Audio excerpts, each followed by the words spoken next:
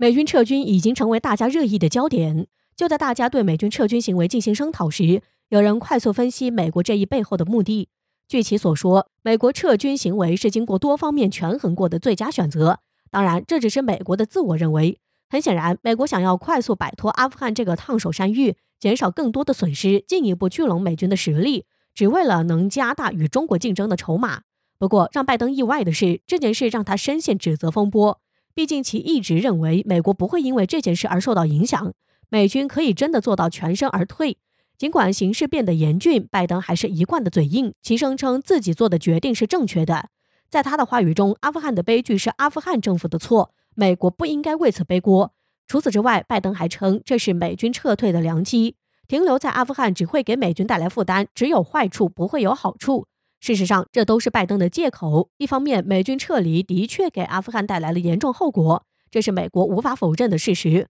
另一方面，这或早在美国的预料之中。白宫国家安全顾问在接受采访时直言，有人猜想到这件事的发生速度。更让人吃惊的是，拜登在推卸责任的时候还不忘强调中国的强大，其话语中也是信息量巨大。拜登即使是备受指责，也要提及中国目前的实力。所谓的竞争对手其实都是存有忌惮与恐惧的。据媒体报道，对于美国在阿富汗所做的行为，作为美国最可靠盟友的英国表示蒙羞。英国国防大臣对阿富汗形势表示惋惜，其直接公开批评拜登政府的撤军计划，并将其视为拜登的错误决定。美国20年的努力打了水漂，在他的话语中深深体现了对美国的失望，也让其对美国有了其他的看法，进一步质疑美国政府的决定，也怀疑和美国交好真的会有美好的未来。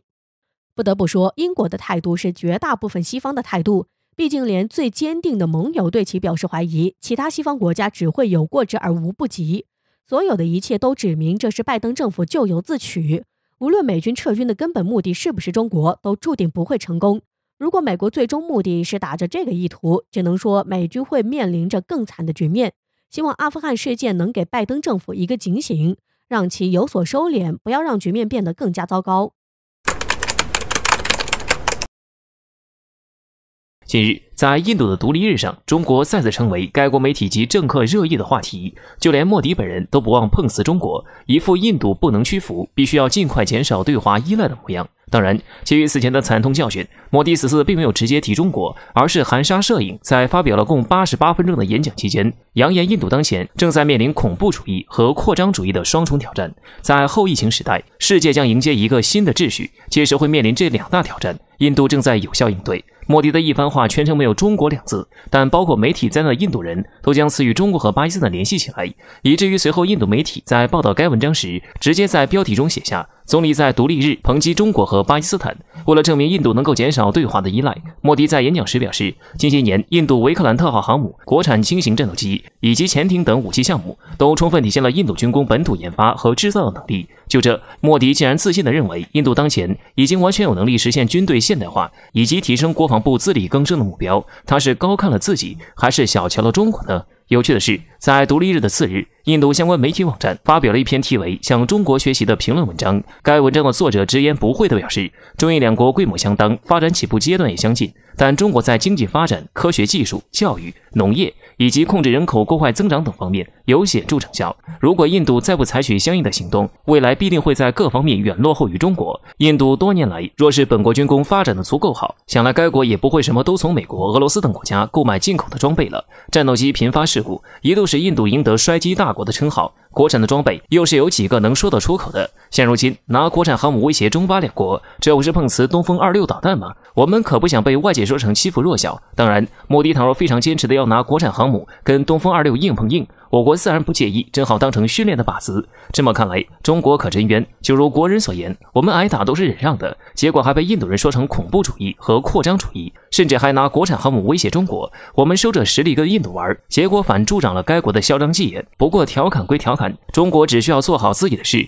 按照自己的节奏发展就行。印度那股莫须有的自信是骨子里自带的。莫迪这次还提到印度抗疫及疫苗接种的有效成功，取得了很好的成绩。可外界谁不知道印度国内疫情的严重程度？所以实际上在外界眼里，印度不过是小丑，他爱怎么演就怎么演，免费的戏为什么不看呢？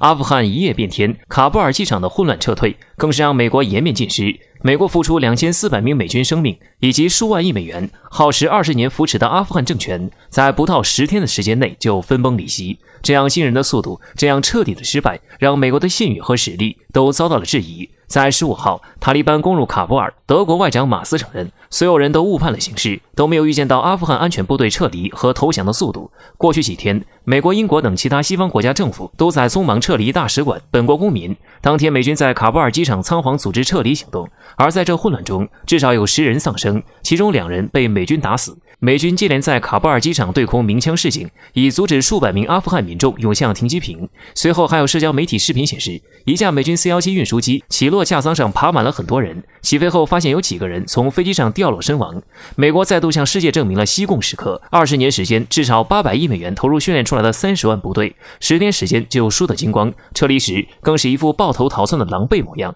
丝毫没有作为一个超级大国的体面和尊严。在外国使团纷纷逃离的时候，当前只有中国、俄罗斯、巴基斯坦和伊朗4个国家的使馆仍然还保持正常运行和开放。对此 ，CGTN 英国记者汤姆·福迪表示，这本就是一个政治声明，西方使馆都已经撤离，这4个国家仍然保持运转，也是一个姿态的宣示。环球时报也联系到了中国驻阿富汗王岳大使，使馆外面仍能听到枪声，天上有战机盘旋，但是使馆正常运转，还发了一张5星红旗在中国驻喀布尔使馆漂亮的照片。这次阿富汗之变，世界看到了美国的狼狈和衰落，也看到了中国的淡定担当，中美姿态高下立判。美军所到之处留下的都是动荡、分裂、家破人亡，留下了千疮百孔的烂摊子。美国的作用不是建设，而是破坏。而喀布尔沦陷，标志着美国霸权走向衰落的又一个转折点。这几年，美国几乎在所有战略上都面临着失败，但美国已经开始在中东缩拳头，准备对准中国，甚至不惜和俄罗斯缓和关系，在集结美日印澳欧盟、北约等力量到印太地区。今后我们面临台海、南海的战略压力只会更大。但美国现如今还能不能拉动队伍得另说，不知道美国在垂死挣扎之际，是否会展现出其极凶极恶的一面，我们需要对此警惕。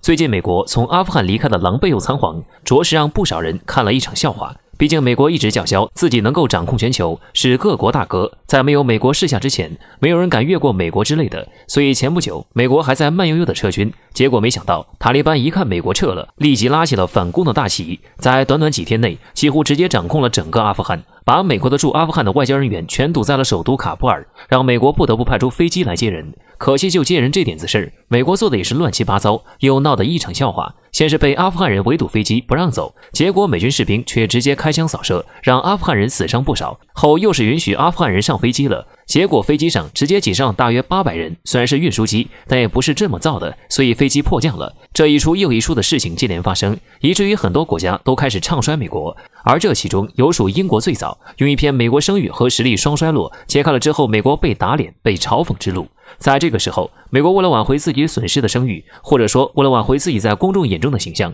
拜登亲自上阵发表了一通演讲，其中就公然污蔑中国，说美国之所以在阿富汗面临如此狼狈情况的原因，都是因为中国。拜登的话是这么说的，不否认美军撤军的狼狈，但是不管什么时候，美军撤军会很狼狈，因为只要美国在阿富汗，那么阿富汗的领导人就不会为了人民的利益走到一起，无法为国家的未来进行谈判，所以美国必须要做，这不仅对阿富汗更好，也对美国更有利。美国真正的竞争对手是中国和俄罗斯，在这个时候，美国必须做出正确的决定。说实话，美国这一甩锅，焦点也再次回到了中美竞争的问题上，同时也不由得让人想起之前阿富汗内乱的时候，美国拼命唱衰中国，说中国最后也会被拖入阿富汗这个帝国坟场。所以既然美国一再叫嚣，那就不能怪中国善意一脸了。8月17号，环球时报总编胡锡进采访了中国的驻阿大使，向国人报送平安的同时，传回了一张照片，鲜艳的5星红旗在中国驻阿富汗大使馆上空迎风飘扬，可谓是十分淡定。其中驻阿大使也透出一则消息，在美国仓皇而逃的时候，不仅中国安安稳稳，就连俄罗斯、伊朗、巴基斯坦等国家也在阿富汗平平安安。